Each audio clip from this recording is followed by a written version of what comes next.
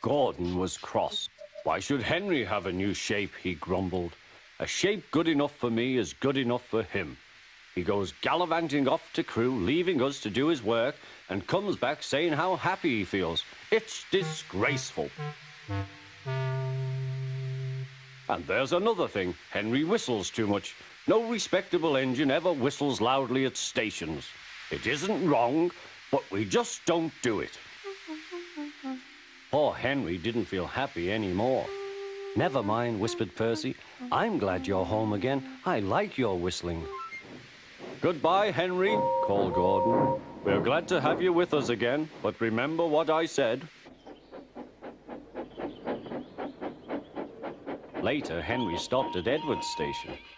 Hello, Henry, said Edward. You look splendid. I was pleased to hear your happy whistle yesterday. Thank you, Edward, smiled Henry. Shh, shh. Can you hear something? It sounds like Gordon, said Edward, and it ought to be Gordon.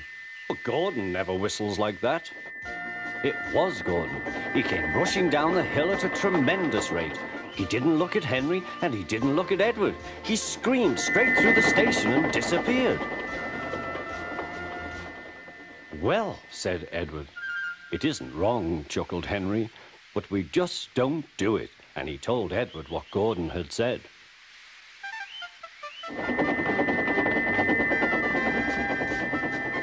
Meanwhile, Gordon screeched along the line. The noise was awful.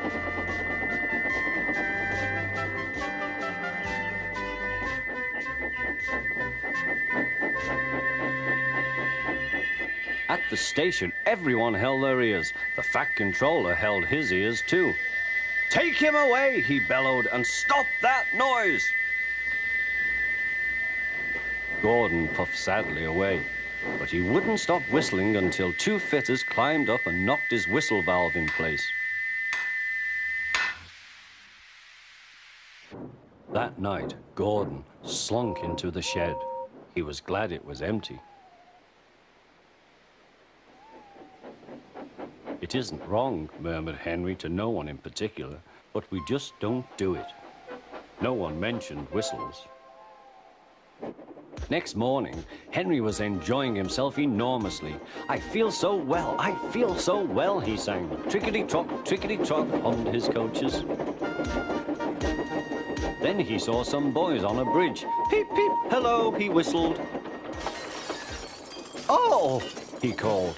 The boys didn't wave and take his number. They thought it fun to drop stones on him instead. They've broken our glass! They've broken our glass! Sobbed the coaches.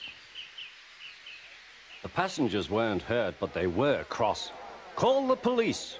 No, said the driver. Leave it to Henry and me. What will you do? They asked. Can you keep a secret? Yes, yes. Well then, said the driver. Henry is going to sneeze at those boys.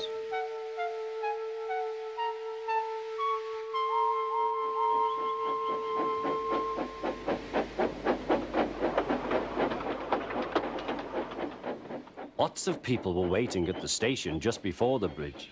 They wanted to see what would happen. Henry has plenty of ashes, said the driver. Please keep all windows shut till we have passed the bridge. Henry is as excited as we are, aren't you, old fellow? Henry was feeling stuffed up.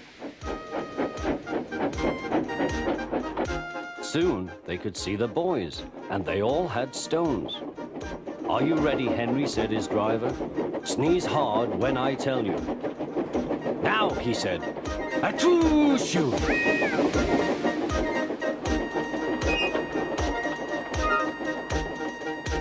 Well done, Henry, laughed his driver. Henry went home very pleased with himself. He had taught Gordon and silly boys a lesson with a whistle and a sneeze.